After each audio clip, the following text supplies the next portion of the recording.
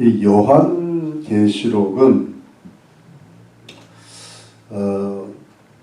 상징과 비유들로 가득 차 있어서 이것을 그야말로 정확하게 해석하기는 거의 불가능합니다.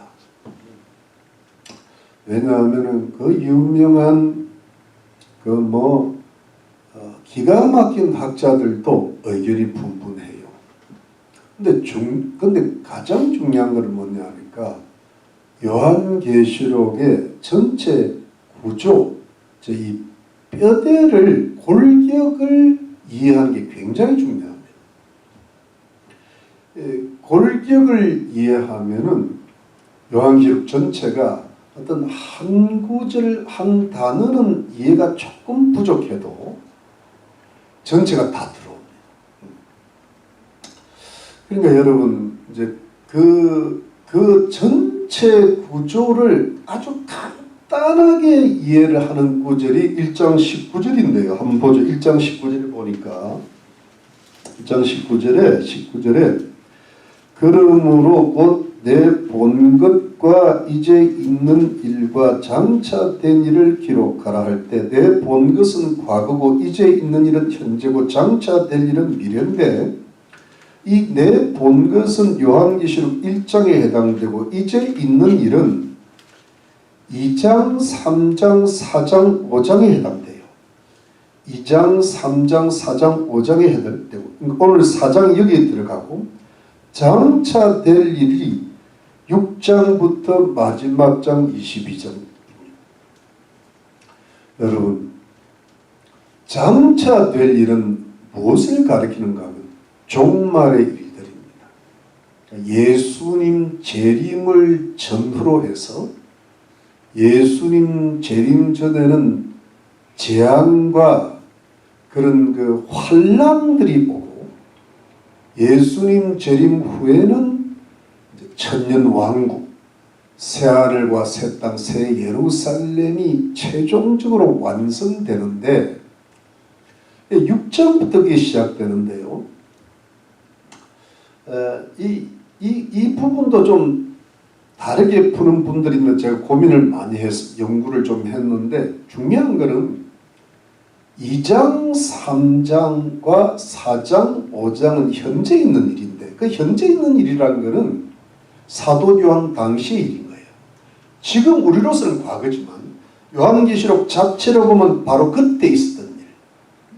이 사도 요한이 patmos에 유배당할 때 그때쯤인데 2장, 3장은 우리가 이미 공부를 했습니다. 이것은 지상의 모습이에요. 지상의 모습. 사도 요한이 patmos에서 박해를 받아 고난을 당하고 똑같이 소아시아 7교회에 그 황제 숭배를 하지 않은 이유로 해가지고 갖가지 환난을 당하고 박해를 당하는 그 7교회에 그야말로 때로는 가난하고 때로는 감옥에도 갇히고 때로는 큰 문제는 없는데 세상의 물질에 빠져가지고 미지근해지고 또는 믿음을 잃어버려 교회가 죽어가고 또는 믿음을 굳게 충성되이 지켜서 멸류관이 예비되어 있고 천국문이 환하게 열려있는 이런 지상교회도요.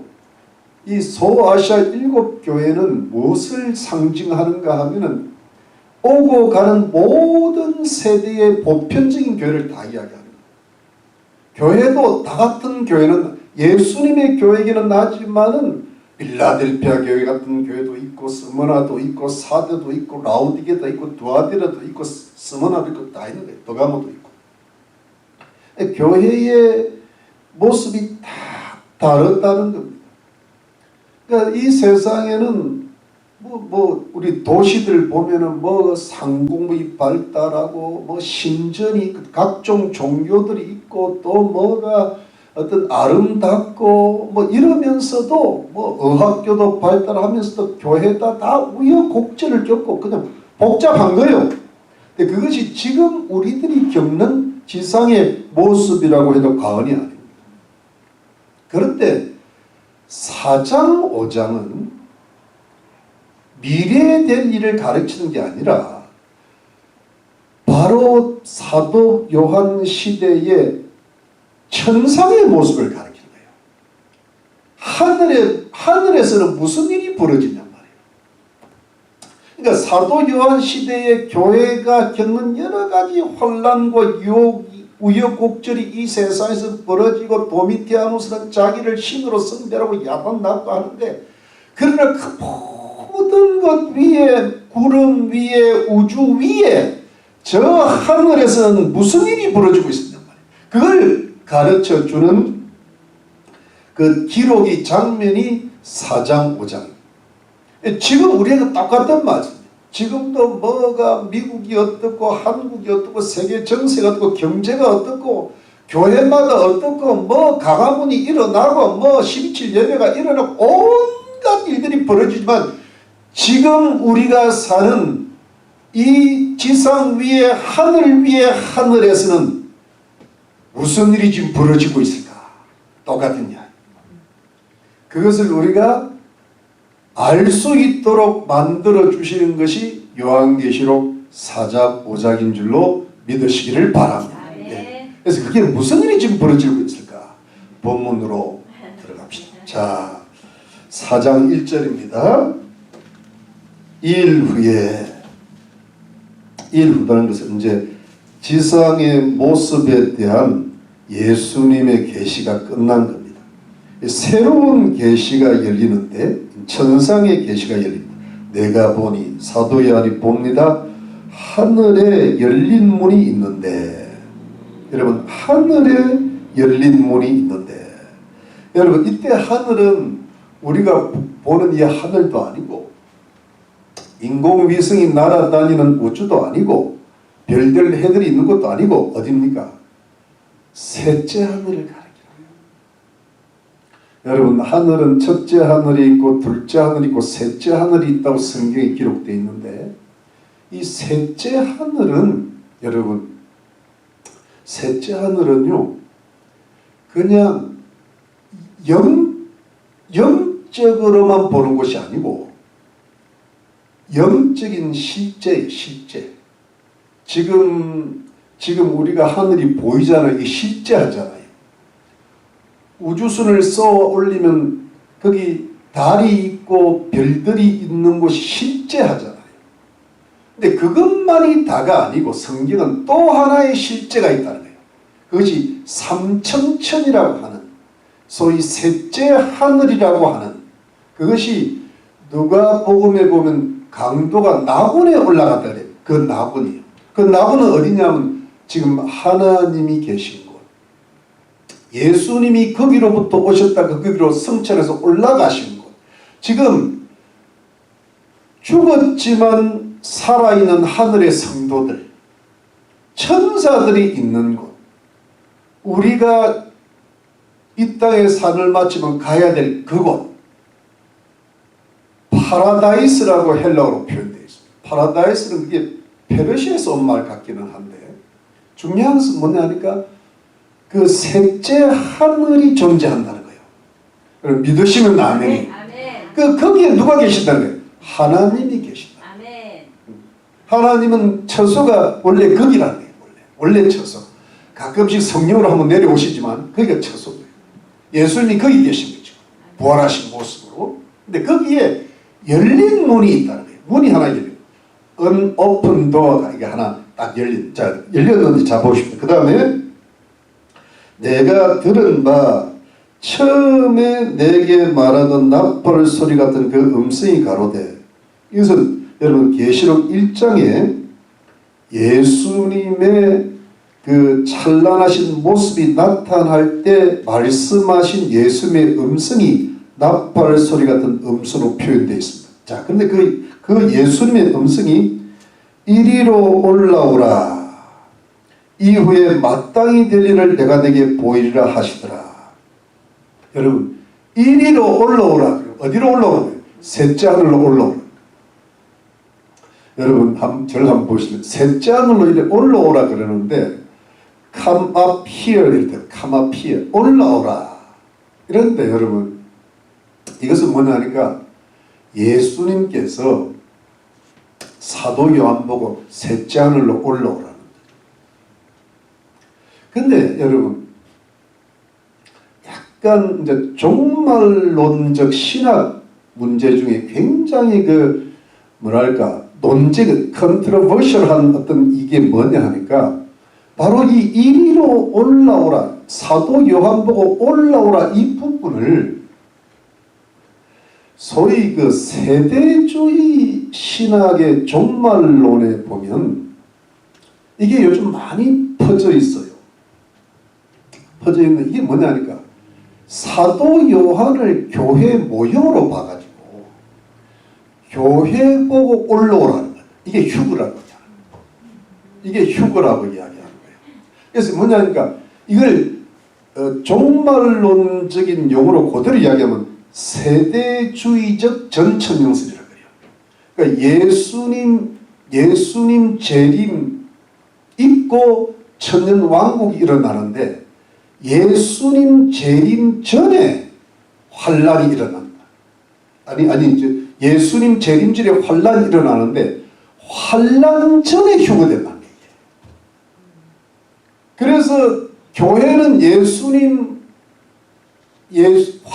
대환란이 오기 전에 하늘 올라가 버리면 하늘에서 7년 동안 공중 혼인잔치 하다가 7년 후에 예수님의 재림이 지상재림이다. 그러니까 공중재림 그 다음에 지상재림할 때 하늘에 혼인잔치했던 교회 온 구원받은 성도가 함께 내려와서 천년왕국이 시작된다. 근데 그 근거 구절이 이거예요. 이리로 올라오라. 이게 환란전 휴거서의 굉장히 중요한 근거입니다. 그런데 이 구절이 사도 요한 개인적으로 올라오라라고 말씀을 풀면은 환란전 휴거서는 와그름 무너져 버립니다. 근데 저는 제가 보기엔 그 휴거서는 무너지는 게 좋다. 예, 저는 절대로 아니에요. 이건 뭐냐니까 사도 요한 보고 올라오라는 거예요. 개인으로. 이게 어떻게 교회 휴거냐. 그래서 제가 이 교회 휴거를 이게 교회 휴거라고 설명하고 굉장히 강하게 설교하시는 목사님의 설교를 내가 다시 한번 들어봤어요. 지나치게 무리하게 해석을 이게 아닌 것 같다. 나는 좀 이게 설득력이 있나 들으니까 아니 어떻게 사도 요한이 교회 모형이야. 요한 난 교회가 아니야. 나는 요한이야. I'm John. Apostle. 근데 이거는 아니에요. 성경 전체로 보면 반드시 교회는 환란을 통과하게 되어 있습니다. 환란무 휴거설이 맞습니다. 그것이 미국의 복음주의 신학자들이 60%가 지지하고 있습니다. 틀림없는 이야기. 그런데 자 그래서 여기 보면 이리로 올라오라 이후에 마땅히 될 일을 내가 내게 이 마땅히 될 일이 뭐냐니까 6장부터 22장인 거예요. 여러분 이해되십니까? 네. 예, 마땅히 앞으로 확실하게 이루어진다. 앞으로 환란도 오고 재앙도 오고 예수님 재림도 있고 천년왕국 새하늘 새땅 새 예루살렘이 반드시 펼쳐지는 것이 이루어질 것이다. 이게 마땅한 거예요. 여러분 우리가 이게 마땅합니까? 이게 마땅 안 하면 우리 믿는 거 다 헛것입니다. 아니 뭐 새하늘도 없고 예루살렘도 없고 주님 재림이 없는데 뭐예요? 그냥 먹고 마시고 장가두고 시집가고 매매하고 그냥 하면 되는 거지. 근데 그걸 믿으니까 우리가 그렇게 안 사는 거예요. 믿으시면 아멘. 그러니까 여러분 보통 그냥 이걸 모르는 사람들하고 아는 사람들이 사는 게 전혀 다른 거죠. 그러면서 2절에 내가 곧 성령에 감동하였더니 여러분 성령의 감동이 돼가지고 셋째 하늘로 올라가는 겁니다.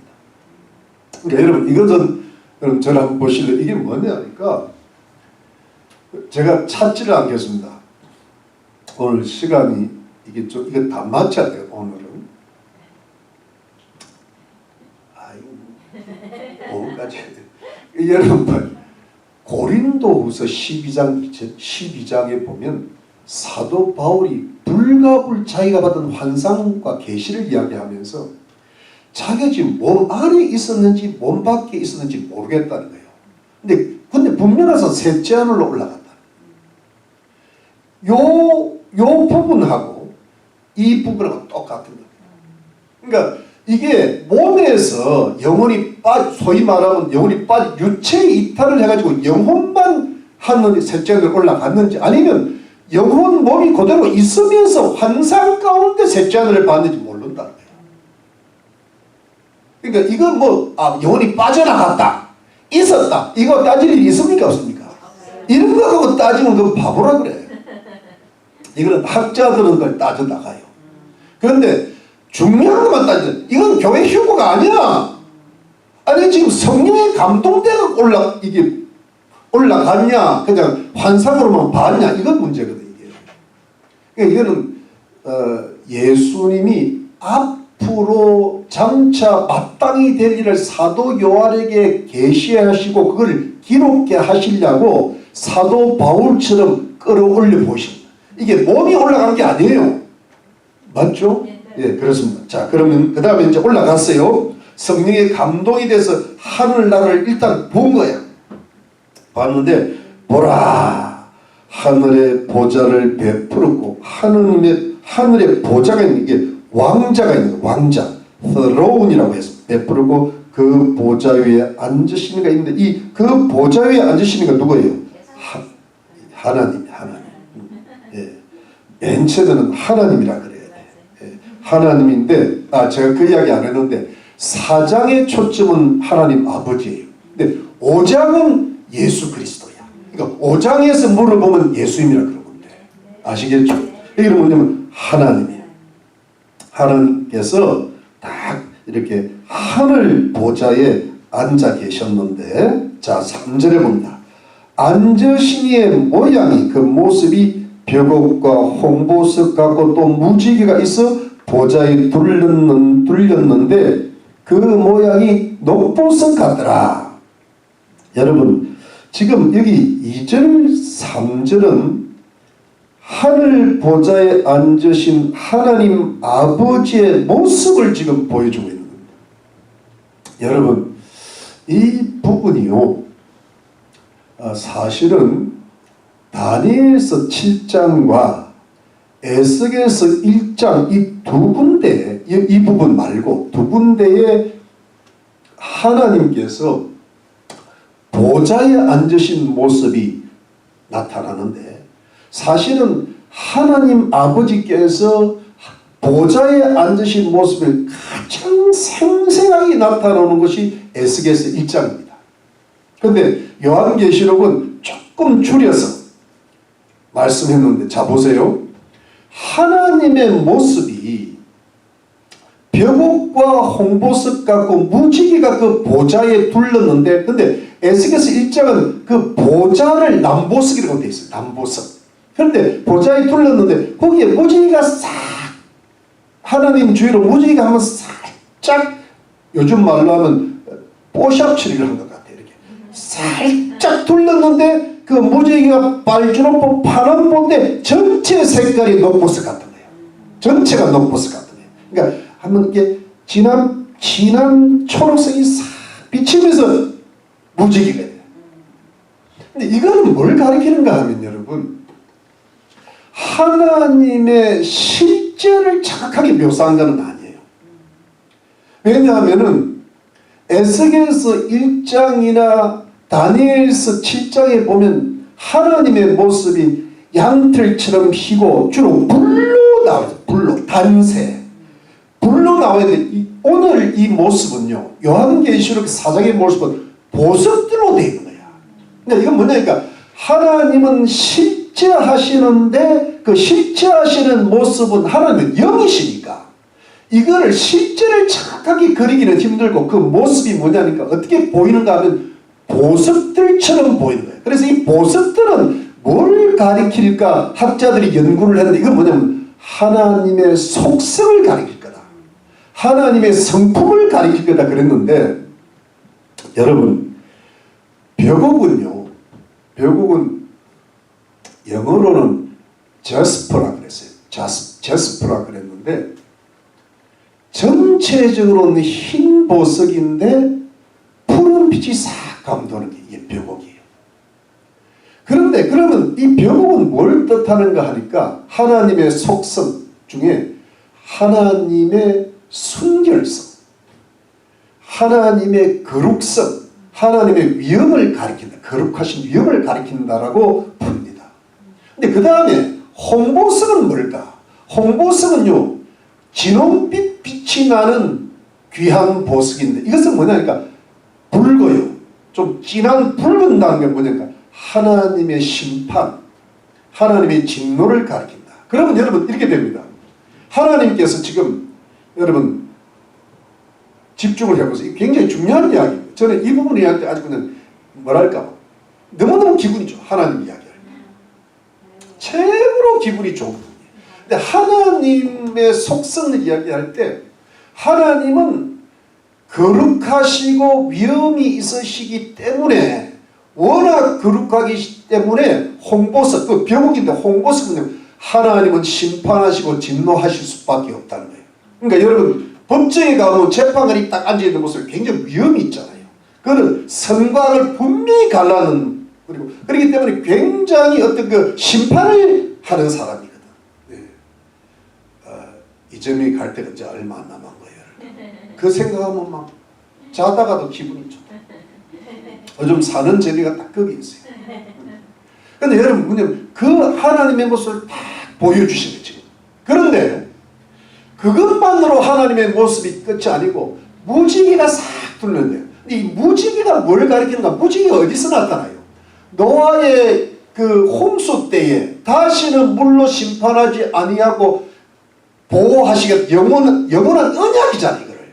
그러니까 언약을 이야기할 때 하나님께서 그 노아와 그 식구들과 앞으로 후손들이 또 홍수가 날까봐 걱정 염려할까봐 무지개라는 영원한 표를 보여주시면서 앞으로 절대로 홍수는 나타나지 않을 거다. 하나님 보호해 주시겠다는 약속, 언약을 이야기하는 겁니다. 그래서 여러분 그 언약인데 거기에 뭐가 둘러서요?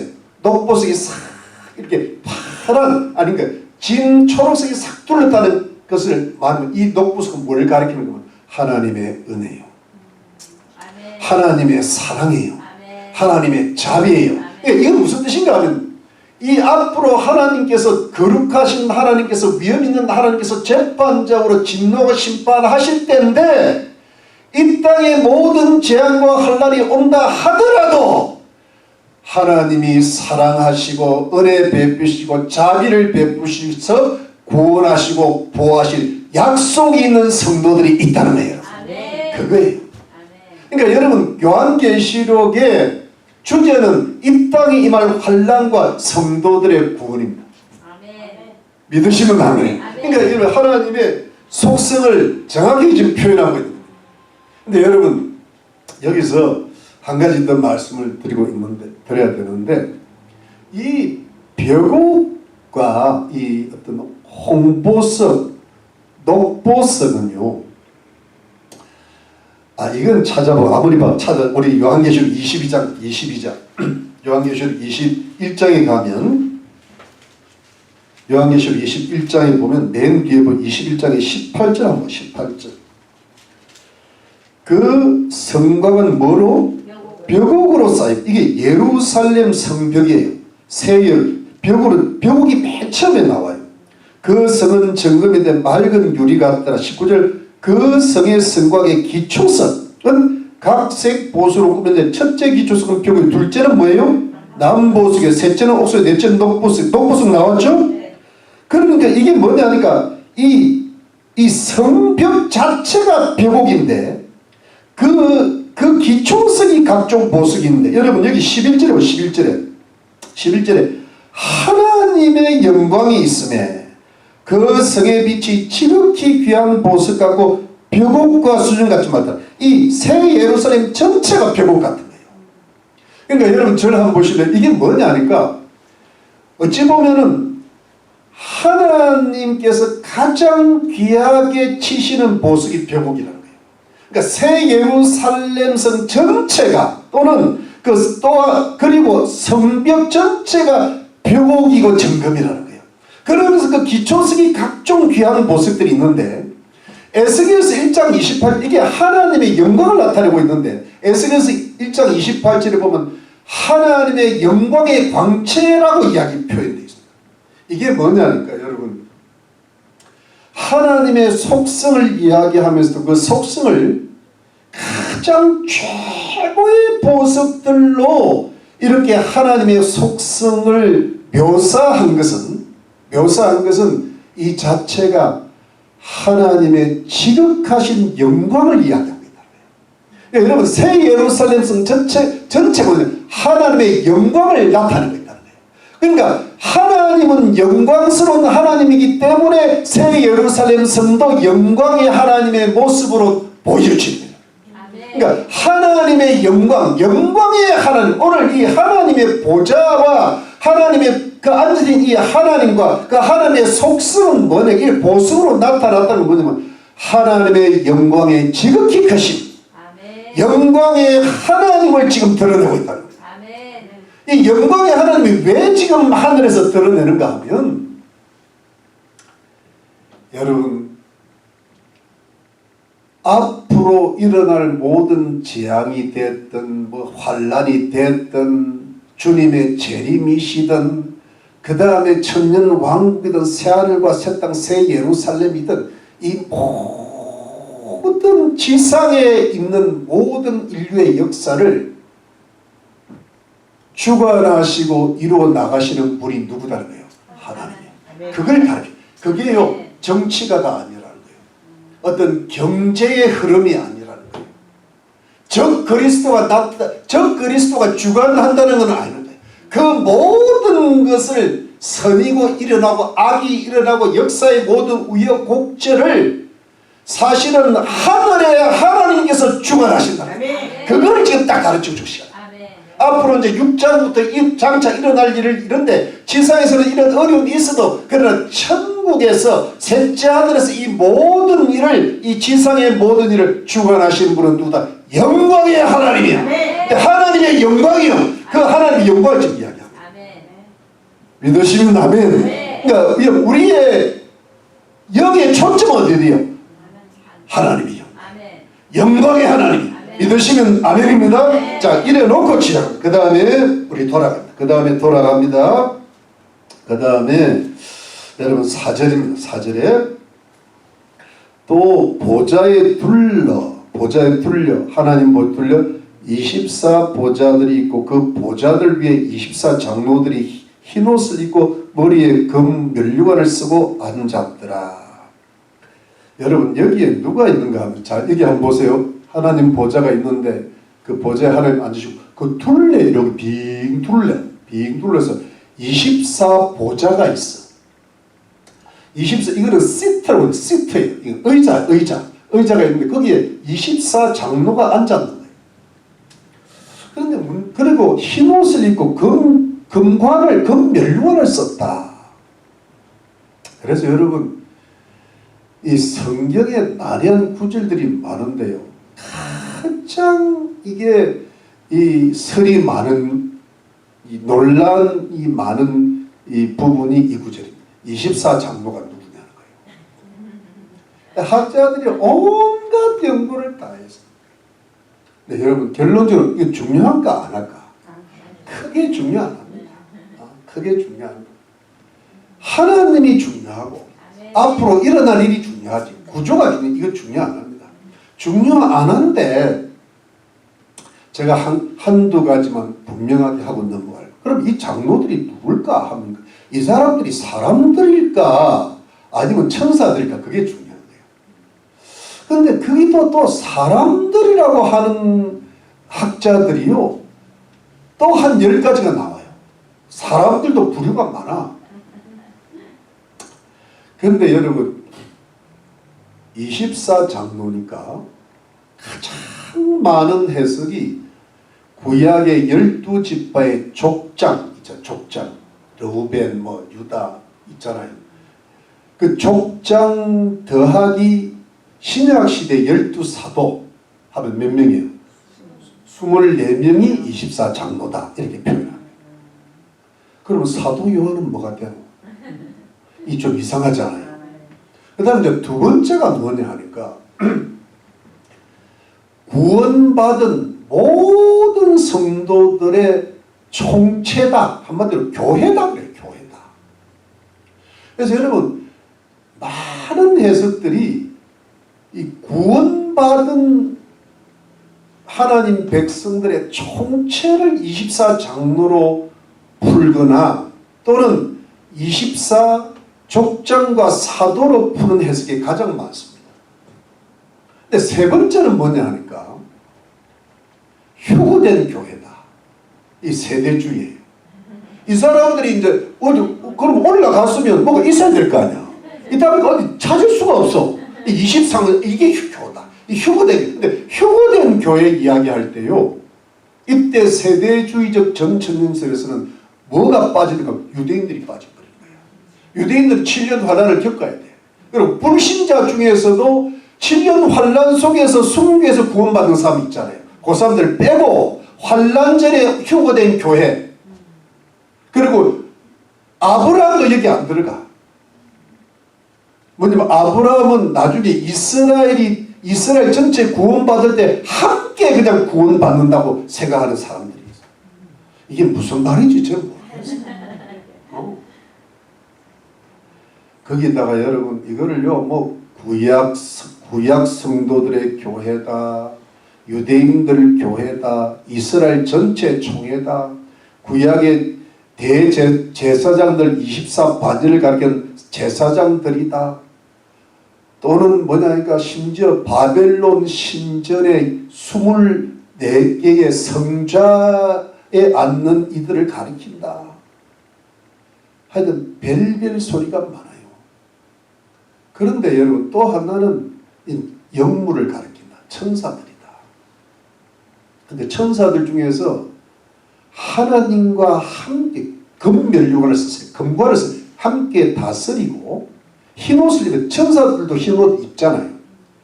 다스리고 하나님과 함께 이 세상을 다스리고 하나님께 경배 드리는 통치 기능. 왜냐하면 통치 기능이라는 것은 12가 통치수인데 24는 완전한 통치입니다.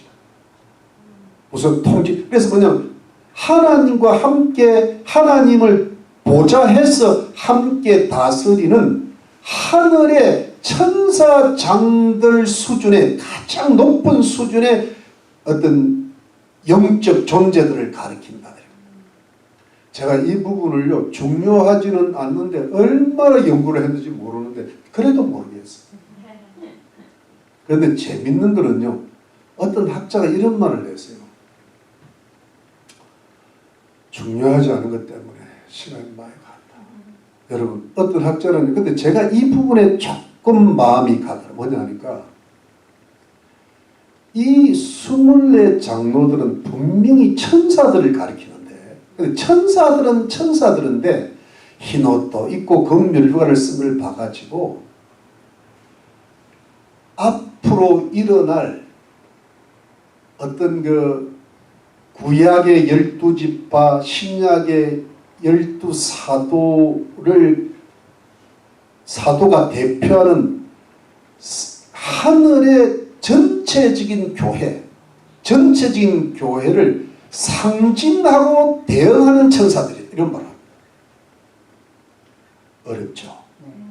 저는 이게 무슨 뜻이 뭐냐니까 천사는 천사인데 앞으로 완전히 구원받고 승리할 성도들의 총체를 가리키는 상징하는 천사들을 가리킨다. 이렇게 이야기해요. 근데 그게 그래도 가장 마음에 들어요. 여기까지만 합시다. 근데 제가 가장 신뢰하는 주석가는 이거를 최고 계급의 천사들로 표현했습니다.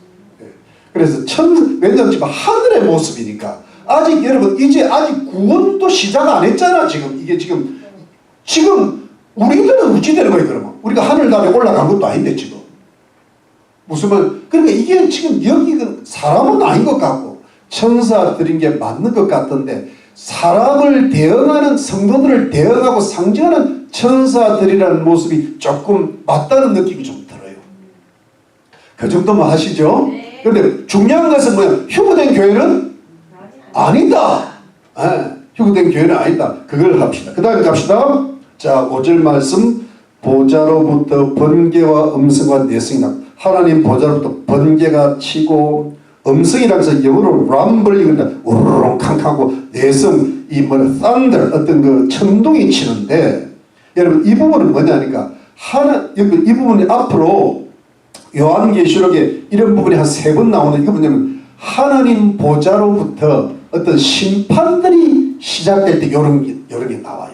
그 정도만 하고 그 다음에 보좌 앞에 하나님 보좌 앞에 7 덕불 켠 것이 있으니 이런 하나님의 7 영이라. 하나님의 7 영이 누구예요? 성령님 맞습니까? 맞습니까? 근데 하나님의 7 영은 기본 완전수인 완전하신 영이신 성령님인데 이 성령님이 하나님의 보좌 앞에 7 덕불을 켜고 온 거예요. 여러분 7 덕불은 뭐냐니까 이때 덕불은요 등잔이 아니라 횃불을 원어적으로 가리키는데 하나님 보좌 앞에서 성령님이 횃불처럼 하나님 보좌를 환하게 비추고 있다는 그런 뜻입니다. 그 정도만 하고 6절 말씀 보좌 앞에 하나님 보좌 앞에 수정과 같은 유리바다가 있고 저는 수정과인 줄 알아서 처음에 수정과는 하늘에 무슨 수정과가 있겠어요. 뭐 한국 사람은 사는 것도 아니고 수정과 같은 이렇게 수정과 크리스탈 수정과 같은 유리바다가 있고 바다인데 유리로 되어 있는 거예요. 이건 뭐냐 여러분 이게 뭐냐니까 에스겔에도 이런 표현이 나오는데 하나님 보좌 앞에 바다가 쫙 펼쳐지는데 유리바다 수정 이건 뭐냐면 맑음 순수한 고개를 가리는데 이건 뭐냐니까 어떠한 더러움이나 어떠한 부정함이나 어떠한 세상적 악한 것들이 하나님하고는 전혀 접근할 수 없다는 거예요. 어떠한 더러움, 어떠한 부정한 것도 하나님하고는 완전히 분리된다. 그런 뜻으로 해석이 돼요. 그 다음에 뭡니까? 근데 이게 실제이면서도 상징이죠. 유리바다가 있고, 그 다음에 뭐냐니까 중요한 게 보좌 가운데와 보좌 주위에 4생물이 있는데 앞뒤에 눈이 가득하더라. 그 첫째 생물은 사자 같고 그 둘째 생물은 송아지 같고 그 셋째 생물은 얼굴이 사람 같고 그 넷째 생물은 날아가는 독수리 같은데 4생물이 각각 6날개이고 그 안과 주위에 눈이 가득하더라. 여러분 이 부분은 4생물이 나타나는 거예요. 짐승이 아니고 생물이에요. 여러분 이게 무슨 뜻인가 하면 이 부분이 보좌 가운데와 보좌 주위에는 여러분 하나님의 그 보좌 가운데 그러니까 무슨 하나님이 앉아 계시는데 그 가운데 있다 이게 아니고 원어적으로 보면 보좌 가장 가까운데 이 말입니다. 보좌 가장 가까운데 그리고 뭐예요? 보좌 주위에 둘레에 4생물이 있는데 여러분 이 부분은 이제 조금 여러분 4생물이 있는데요. 여러분 이게 무슨 뜻인가 하면 이 4생물은 에스겔서 1장과 에스겔서 10장이 자세히 나옵니다. 그런데 이 4생물이 여러분 보세요. 4생물이 요거는 한번 듣고 넘어가는 게 좋습니다. 4생물이 누굴까? 여러분 4생물은 그럼 결론적으로 말씀드리면 에스겔서 10장에 보면 그룹이라고 되어 있어요. 그룹이기 때문에 분명히 천사들이야. 근데 여러분 그룹이 뭐예요? 그룹은요 그야말로 최고의 천사들이야. 4생물 최고의 천사들은 4명만 있는 거예요. 근데 이 그룹은 여러분 성경 어디에서 그룹이 나오는가 하면 에덴 동산에서 생명나무로 가는 길을 막으려고 화영금이 있고 그 길을 누가 지켜요? 그룹들이 지키는 거예요. 그러면서 여러분 또 어디 그룹이 나오는가 하면 여러분 이스라엘의 성전 안에 하나님의 법궤 위에 속죄소 양쪽으로 날개를 편 몸에 그룹들이 있는 거예요. 그러니까 하나님의 임재 바로 옆에 있는 천사들이 누구예요? 최고의 천사들이 그룹들인데, 이 그룹들이요, 여러분 재밌는 게, 그러니까 최고 계급의 천사들인데 또 하나의 그룹이 어디 있는가 하면 에스겔서 28장에 보면 사단이 원래 그룹이었대. 근데 그룹이 타락한 게 뭐예요? 루시퍼, 사탄이다. 타락한 게 사실 루시퍼가 아니고 사단. 루시퍼는 좋은 말이라고 봅니다. 원래 빛이란 뜻이에요. 근데 이것이 타락한 게 뭐 샤탄이 때문에 사탄. 그래 여러분 이게 무슨 뜻인가 하면 그만큼 최고의, 그래서 이 그룹 저는 이제 가르치고, 그러면 가브리엘 천사장이나 미가엘 천사장이 이 그룹일까? 아니면 24장로 중에 하나일까? 그런 느낌. 근데 제가 보기에는 24장로 중에 하나인 것 같다. 왜냐하니까 이 사람들이 금면호관을 쓰고 흰옷을 쓰다 그래서 가브리엘도 얼마나 수고 많이 했어요. 다니엘도 나타나, 예수님도 나타나, 심심하면 나타나, 미가엘도 맨날 전쟁하잖아요. 그러니까 이 사람들이 금면류관을 쓰고 흰옷을 입는 이유가 있는 거예요. 이게. 근데 그룹들은 주로 뭘 하는가 하면 하나님 보좌 앞에 딱 붙어가지고 항상 하나님께 경배하고 찬양하는 일만 하는 거야. 그런데 문제가 재밌는 게 에스겔서 1장과 10장에 나오는 그룹은요, 날개가 4개야. 그리고 각 생물마다 얼굴이 다 4개야. 그러니까 사자도 있고, 그 다음에 얼굴에 사람 얼굴도 있고, 송아지 있고, 독수리 있는데 그 각각 4개가 다 있는데, 이 요한계시록 1장은요 하나마다 한 얼굴씩만 갖고 있어. 그러니까 사자 하나, 송아지 하나, 사람 얼굴이 하나, 그 다음에 나르는 독수리 하나, 이게 다르고, 그러면서 날개가 요한계시록은 6개인데 에스겔은 날개가 4개야. 2개가 더 붙었어. 근데 2개가 어디서 붙었을까? 보니까 이사야서 6장에 보면 우시야 왕이 죽던 때 이사야서가 하나님의 부르심을 받으면서 하늘 성전이 보이면서 거기 스랍들 천사가 나타나서 거룩하다 찬송하는데, 그때 스랍의 날개가 6개예요. 그래서 이걸 학자들이 재밌게 표현하는 게 거룩과 스랍의 결합이다 그래요. 왜냐면 이제 주님 오실 때가 얼마 안 남았으니까. 그러니까 이게 지금 뭐냐니까, 그래 저도, 근데 스랍은 그룹들보다 한 단계 아래일까? 이게 참 어려워. 그룹들이 더 높다라고 표현이 되어 있는데, 근데 스랍들은 그건 뭐야? 성전에 있었는데, 하늘 성전. 그러니까 이게 보니까 뭔가 마지막으로 하나님이 뭔가 좀 조정하신 것 같은 느낌이. 왜 조정하시는지 몰라. 그걸 깊이 따지면 이단되는 거예요. 이 정도만 설명해도 굉장히 깊이 한 거야. 맞죠? 그러니까 그냥 이렇게만 생각. 그런데 문제는 위에가 사자라는 것은 뭐냐니까 용맹과 위엄을 뜻하고, 송아지는 뭐냐니까 희생과 힘을 뜻하고, 얼굴이 사람 같다는 것은 영성과 지혜를 뜻하고, 그 다음에 나르는 민첩성과 그리고 뭐예요? 발음을 뜻하는데, 이것이 내 생물의 속성을 가리키는데 앞뒤에 눈이 가득하더라. 날개가 6개인데 날개 밖에도 눈이 가득하고 안에도 눈이 가득하는 것은 이 내 생물의 눈에 CCTV의 범위를 벗어나는 것은 이 세상에 아무것도 없다는 거예요. 그러니까 완전히 내 생물이 모르는 게 하나도 없다는 거예요. 이건 내 생물이 밤낮 불침물을 쓰고 있다는 거예요. 여러분, 범죄자들을 잡아내는데 가장 유용한 게 CCTV랍니다. 예. 근데 여러분, 하늘의 CCTV가 누구예요? 내 생물이에요. 주님, 하나님께서 일일이 돌아다닐 필요가 하나도 없어. 다 보고받는 거예요. 욥이 어떠하더라, 우리 희망의 교회 성도들이 어디 가고 있더라, 다 보는 겨.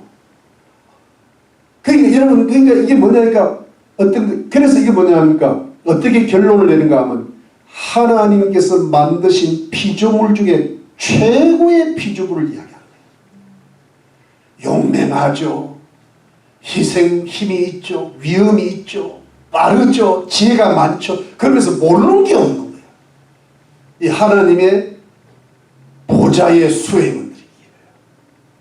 그러면서 이걸 최고 계급의 천사들이 지금 하나님, 여러분 이걸 자세히 이렇게 보면 어떻게 되어 있는가 하면 하나님 보좌가 있고 거기에 하나님이 계시고 그 다음에 성령님이 앞으로 환하게 밝히고 있는데 요한계시록 5장에 가면 그 순간 거기에 바로 예수님 어린 양이 들어오셔. 근데 바로 옆에 내생물이 있고 그 옆에 24 보좌 장로가 있고 그 옆에 천군 천사들이 있다고 요한계시록 5장에 이게 계층을 갖게. 그러면서 여러분 피조물들 중에 가장 가까이 하나님 곁에서 하나님을 보좌하는 최고의 피조물이 누구예요? 내생물이에요. 그룹인데 그 그룹이 뭘 하고 있냐면 여기 보시다. 여기 보니까 8절에 중간에 보면 그들이 내생물이 그룹들이 밤낮 쉬지 않고 이러기를 계속적으로 지금 말을 하는데 쉬지 않고 거룩하다 거룩하다 거룩하다 주 하나님 곧 전능하시니요 전에도 계셨고 이제도 계시고 장차 오실 자라 하고 그 생물들이 영광과 존귀와 감사를 왜 제가 감사 그랬을까? 추수감사 주님입니다. 감사를 이것 때문에 이거 하는 거예요. 보좌에 앉아서 세세토록 사시는 이에게 돌릴 때에 여러분 제가 한번 이 내 생물이요 최고의 피조물들이고 그룹들이요 밤낮 쉬지 않고 끊임없이 하나님 앞에 경배를 드리는데 거룩하다 거룩하다 이게 무슨 뜻인가 하면 여러분 이 이사야가 6장 2절에서 부르심을 받을 때 하늘의 성전의 스랍들이 하나님을 찬양하는데 거룩하다 거룩하다 거룩하다 하니까 그 거룩 앞에 이사야가 몸둘 바를 걸고 하는 전부 죄가 드러나는 거야. 그러니까 자기는 너무 부정한 자라고 이야기하는 거야. 그래도 주님이 이사야를 주님의 종으로 부른다 선지자로 부르는데 여러분 거룩하다 거룩하다 이게 뭐냐니까 홀리 이런 게 뭐냐니까 이 세 번 주님이 보통 두 번 이야기해요. 사무엘아 아브라마 마르다야 다 부르요. 마르다의 정신처럼 깨어있다. 근데 문제는 세 번은 뭐냐니까 거룩하다 그건 강조고 두 번은 세 번은 뭐냐면 최상급이에요. 세 번 이야기해요. 그러니까 the most holy라는 거예요. 그러니까 거룩하다 그러니까 하나님은 거룩하기가 이로 말할 데 없는 지극히 거룩하신 하나님이라는 거예요.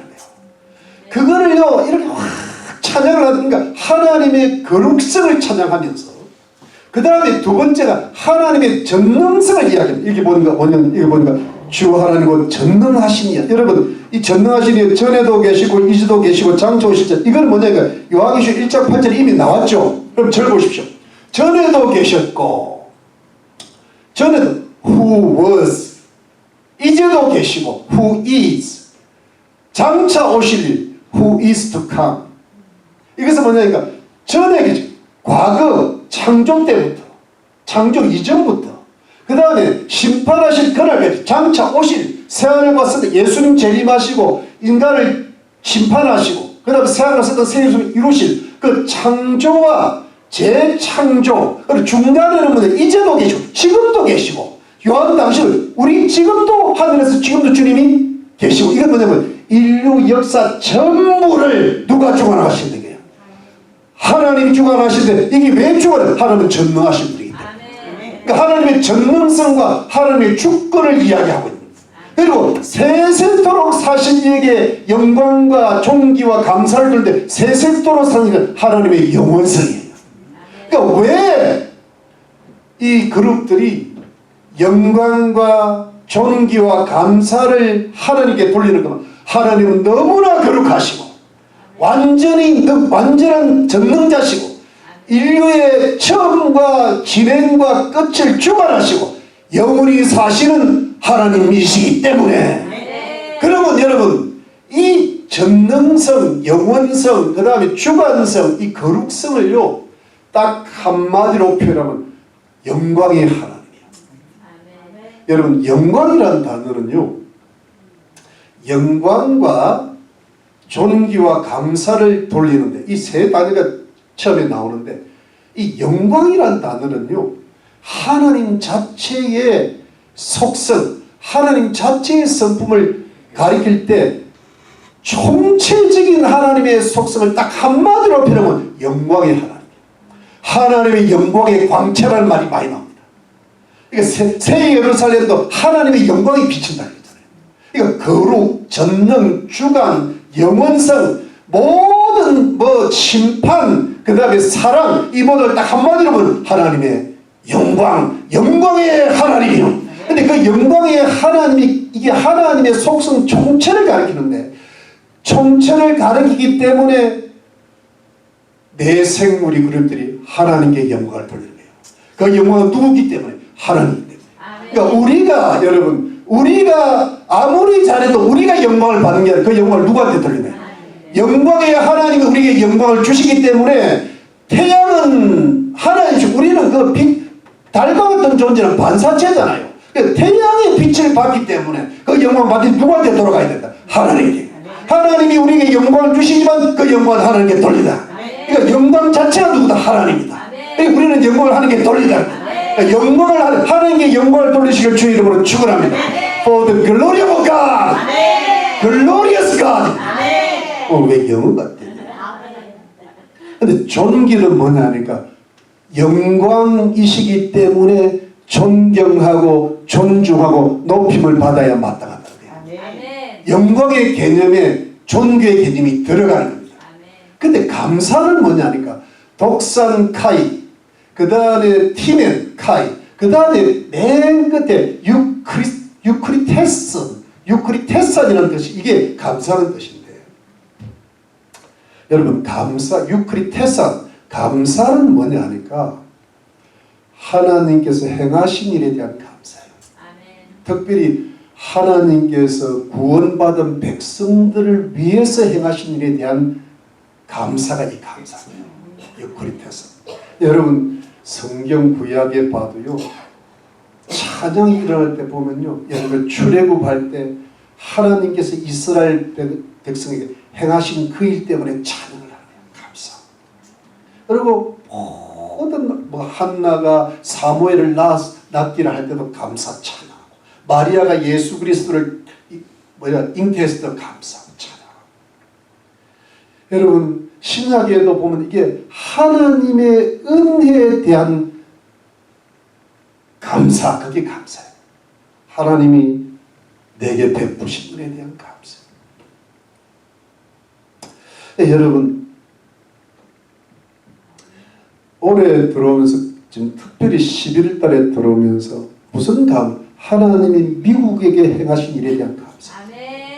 미국이 지금 망할 뻔했는데, 그야말로 진짜 236 국가로 전락할 뻔했는데 하나님께서 트럼프라는 대통령을 이렇게 세우시고 기독교인들의 개신교인들의 80%가 지지해가지고 이 우리 기독교의 가치, 트럼프는 흠도 많은 사람이겠지만 그러나 기독교적인 가치를 지켜줄 하나님이 세우신 대통령인 줄 믿고 지지하고, 네. 그래서 교회를 지키시려고 다시 한번 교회를 통하여 남은 자들을 구원하시려는, 그리고 전 세계 선교가 이 미국과 미국 교회를 통해서 하게 하시려는 하나님의 행하신 일에 대한 감사. 지금 11월 달에 여러분 윤석열 대통령이 결정적인 어려움을 겪었지만 잘 극복하고, 여러분 누가 지금 감옥 갈 판이에요. 여러분 이제 오늘 끝나고 나면 내일 11월 25일쯤 이재명 감옥 갈 가능성이 높아요. 내일입니다. 내일 11월 20일. 한국은 벌써 11월 25일이 돼가고 있잖아요. 우리 이제 끝나고 밥 먹고 나면 소식이 들을 거예요. 이슬리무스를 찾아보세요. 이제 근데 앞으로 들어갈 일이 지금 줄줄이 많아. 한 10년 20년 들어갈 것 같아. 그 다음에 조국을 살린 그 조국이 꼭 들어가. 12월 12일 날 들어가요. 그 다음 누구 돼요? 문재인 인물이 들어가요. 네. 이게 뭐냐면 여러분 그 사람들을 가져야 될 이유가 뭐냐면 대한민국이 살아나야 돼요. 대한민국이 살아나야 교회가 살아나죠. 아직도 지금 구원받을 백성들이 많고, 지금도 여러분 한국과 미국이 전 세계 선교사를 가장 많이 내보내는데 지금 전 세계에 아직도 남은 자들이 많은 거야. 그러니까 주님이 그 일을 위해서 이렇게 역사와 교회를 이끌어 나가시는, 행하시는 그 일에 대한 감사. 이게 여러분 감사예요. 그러니까 감사를 돌릴 수밖에 없는 거예요. 믿으십니까? 자, 그 다음 갑시다. 그 다음에 10절 말씀에 그 다음에 내 생물 그룹들이 돌리고 있는데 10절에 24 장로들이 보좌에 앉아진 게 엎드려 것은 순종하고 순복하고 하는 거예요. 절대적인 순복이에요. 겸손이에요. 세속도로 사시는 이에게 영원하신 하나님께 경배하는 거예요. 이 경배, 예배드리는 거예요. 영어로는 worship, 예배드리고 자기의 면류관을 보좌 앞에 던지는 그 면류관을 하나님 보좌 앞에 던지는 이것은 하나님 은혜로 면류관 받은 거니까 그 면류관을 하나님께 다시 돌려드리는 건데 11절 그 찬송의 경배 내용이 우리 주 하나님이요. 이것은 주님이 되시고 하나님도 되신다. 주제이신 하나님이요. 영광과 존귀 똑같고 그 다음에 능력을 받으시는 것이 합당하오니 이때 능력은 디나밋 이게 파워로 번역되는데 능력을 받으신 것이 합당하오니 그만큼 자격이 있다. 주님은 주께서 만물을 지으신지라 주께서 창조하시기 때문이다.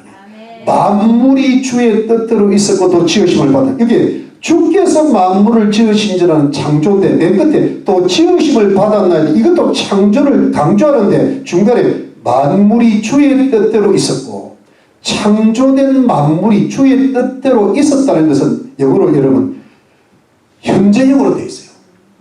그러니까 이게 그리고 지으심을 받았다는 것은요 과거형으로 되어 있어요. 근데 저를 한번 보시면 이게 뭐냐니까 이게 주의 창조하셨는데 주의 뜻대로 모든 것이 창조되고 유지되고 있다 이렇게 봅니다. 그러니까 여러분 이게 무슨 뜻인가 하면 근데 우리 NIV 영어 성경에 보면 by your will이라고 되어 있어요. 그러니까 당신의 뜻대로 모든 것이 지금 유지되고 있다 이런 뜻인데 킹 제임스 버전 영어 버전이나 또는 원어적으로 보면요 for thy pleasure라고 되어 있어요. 주의 기쁘신 뜻대로 하나님의 기쁨을 위하여 이렇게 되어 있다. 여러분 이 부분이 중요한데 왜 하나님께서 영광과 존귀와 능력을 받으시기에 합당한 자격이 있는가 하면 하나님은 그 자체의 영광이고 그 영광에다가 존경과 존중을 보탠 게 존귀거든. 그런데 여기서는 감사 대신에 능력인데 능력은 뭐냐 하니까 파워예요. 원어는 디나미스 성령의 본령할 때 그 권능이거든. 그 권능이 뭐냐 하니까 천지를 창조하신 거야. 근데 창조하고 끝난 게 아니라 뭐예요? 그 창조된 모든 피조물을 지금 계속해서 유지하고 계시다. 이 유지하는 것은 뭐냐니까 시작할 때가 있으면 계속적으로 유지할 마지막에 믿지 않는 자들을 심판하시고 믿는 자들은 구원하시고 마지막 최종적인 천국을 완성하실 거다라는 까지 그렇기 때문에. 그러니까 여러분 그게 무슨 뜻인가? 그래서 이 부분이 굉장히 그러면서 그걸 찬양을 하고 경배를 하는데 여러분 역사의 처음을 창조하시고 마지막에는 재창조를 하신단 말이에요. 그런데 처음의 창조와 재창조의 역사의 모든 것을 이어나가 승리하시고 유지하시는 분이 누구예요? 하나님이라고요. 그러면 여러분 그 유지하시는데 이 모든 지금 세상이 유지되고 이 천체가 주님 오실 때 다 떨어진다 그랬다. 그리고 전쟁이 일어나도 이게 뭐 어느 정도 평화가 유지되고 말이지. 또 뭐 좌파가 일어났다가 다시 트럼프가 돌아오고 말이지. 이런 우리 사는 것도 슬픈 일이 있지만 좋은 일도 생기고 말이지. 이렇게 다 나름대로 하나님이 어떤 그 선과 악을 잘 어떻게 믹스해가지고 균형을 잡아 유지를 해 나가시거든. 우리 가정이 그래서 유지가 된단 말이야. 태양이요 1cm 1인치만 가까이 우리 다 탔는데 그만큼 정교하게 만든 게 천천하단 말이에요. 그러니까 여러분 그 유지를 하시는데 이것이 우리 이 추수감사주일날 감사를 한번 생각해 보면서 우리 삶의 은혜를 받을 수 있는 것은 우리 삶을 유지하시는 분은 누구다? 하나님. 누구의 뜻대로? 하나님. 하나님의 기뻐하시는 뜻대로. 그러니까 우리를 하나님께서 한 역사뿐 아니라 나라뿐 아니라 교회뿐 아니라 한 개인을 창조하시고 재창조하시거든요. 우리를 창조하신 분은 누구예요? 하나님. 우리를 다시 새하늘과 새 땅, 새 예루살렘에서 다시 재창조하신 분 하나님인데, 그러면 우리의 인생 자체를 하나님의 기쁘신 뜻대로 유지하시는 분은 누구다? 하나님. 그러면서 그게 하나님의 능력으로 우리를 지금 붙들고 계신다. 붙들고 계시는데, 그렇기 때문에 우리가 나라를 위해서 행하신 일도 감사해야 되지만 우리를 위해서 행하신 일도 뭐예요? 감사죠. 여러분, 이게 왜 중요한가 하면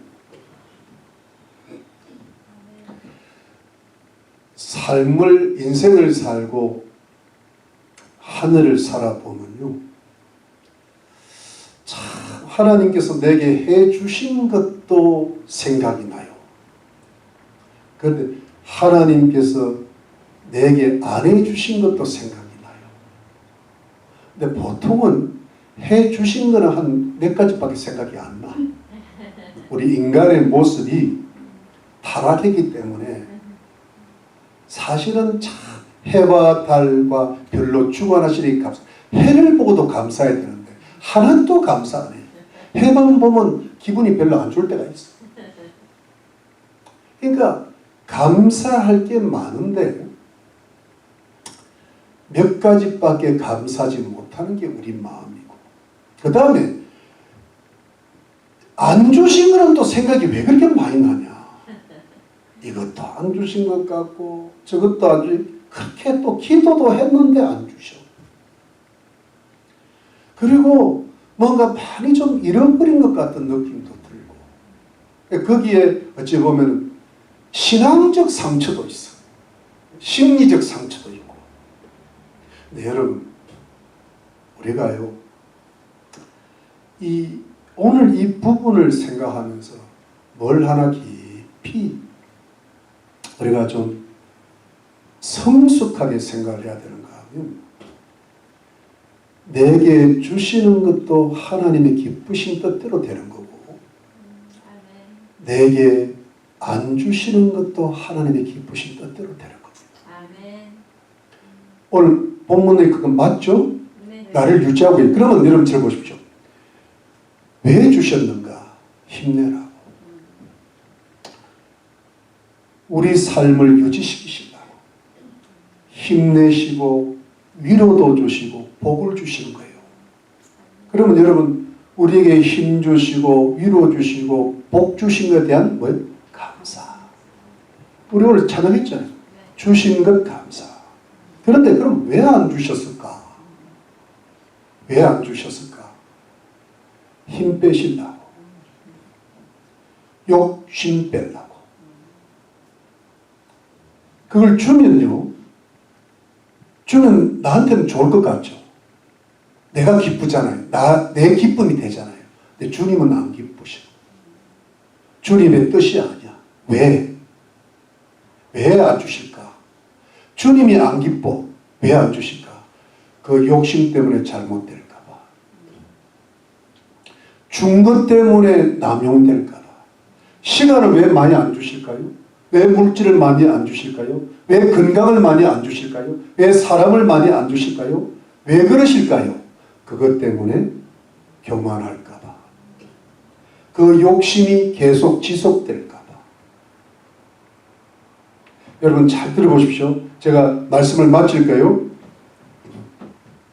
하나님은요, 창조를 시작하시고, 역사의 창조를 시작하시고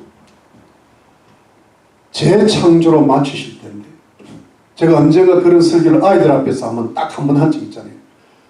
창조와 재창조 사이에 뭐가 있는 거예요? 타락과 구속이 있어요. 그런데 재밌는 게 창조와 타락은요, 창세기 1장, 2장, 3장에 끝납니다. 성경 구조로. 그럼 재창조는 어디가 나타나요? 요한계시록 20장, 21장, 22장이 3장으로 끝나요. 앞뒤 석장에 창조, 타락, 재창조가 끝나요. 그럼 중간에 뭐가 남아요? 구속이 창세기 4장부터 요한계시록 12장 주님 오실 때까지. 이게 구속이야. 근데 구속은 두 가지예요. 하나는 우리 인간은 인간은 하나는 구원이에요. 또 하나가 뭘까? 구원 다음에 뭘까? 성화예요. 이게 합쳐서 구속이에요. 영화는 주님 오실 때 이루어지는 거예요. 그러면 구원은 시간이 오래 갈까 안 할까? 오래 안 걸려요. 구원받는 데는 한순간이에요. 내가 예수 그리스도를 확실히 믿을 때 구원받는 거예요. 그런데 그러면 일평생은 뭘까? 성화입니다.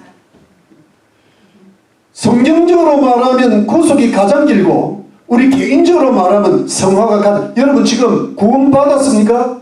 받았어요. 근데 성화 받았어요? 아니에요. 받고 있는 중이에요. 그러면 성화를 이루어 나가기 위해서 주의 기쁘신 뜻대로 우리에게 줄 건 주시고 안 줄 건 안 주시고. 그러면 왜 안 주실까 하면 더 겸손하라고, 더 사랑하라고, 더 용서하라고,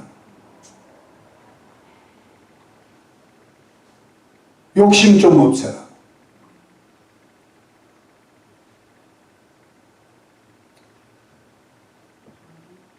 성화를 이루기 위해서 주님이 수위 조절을 하십니다. 여러분, 하나님은 축복의 하나님인 줄 믿습니까? 아멘. 지금 우리에게 주시고자 하는 것은요, 저는 최대한도로 주셨다고 믿어요. 아멘. 다 주시는. 근데 왜 안 주실까? 몸의 건강보다 더 중요한 게 영혼의 건강이에요. 천국에서 상급받으면 그거 돼야 된단 말이에요. 주님이 금방 안 주시고 빨리 안 주시고 늦게 주시는 이유가 성화를 이루어가는 거예요. 아멘. 그 성화 이루어가는 게 뭐예요? 안 주신 것도 감사. 아멘. 오늘의 본문에서 결론은 뭐냐니까 마지막으로 여러분 천국에서 천사에서 뭐가 이루어집니까? 끊임없는 예배가 드려지고 끊임없는 감사가 드려지는 거예요. 그럼 우리가 성화될 수 있는 방법은 뭡니까? 첫 번째는 끊임없는 예배, 끊임없는 경배요, 끊임없는 찬양이요, 범사에 감사한데. 그러니까 여러분 우리가요 지금 이 땅에 살면서 얼마나 우여곡절이 많아.